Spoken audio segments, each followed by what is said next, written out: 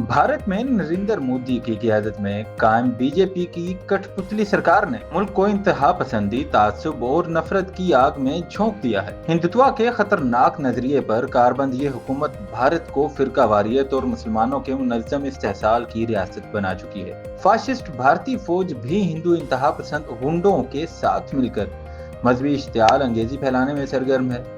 रियासती सरपरस्ती में हिंदू रहनुमा नफरत अंगेज बयानात देकर मुस्लिम मुखालिफ फसादात को हवा दे रहे हैं। हिंदू इंतहा पसंद रहनुमा ने ऐलान किया कि इस्लाम दुनिया में नहीं रहेगा, सिर्फ सनातन धर्म बचेगा। ये बयान मोदी सरकार के हकीकी चेहरे को बेनकाब करता है। इधर भारतीय फौज और उत्तर प्रदेश के वजीर आला योगी आदित्यनाथ भी मजहबी तासुब के फरोग में पेश हैं। उन्होंने अपने बयानात और इकदामात से साफ जाहिर कर दिया है कि सेकुलर इंडिया का चेहरा सिर्फ एक दिखावा है। आज का भारत मोदी सरकार के फस्ताई नजरिए के ज़ेरे साया एक ऐसे मुल्क में बदल चुका है जहाँ मुसलमान और दीगर अक़लियतें खौफ, नफरत और जबर के साए में जी रही हैं।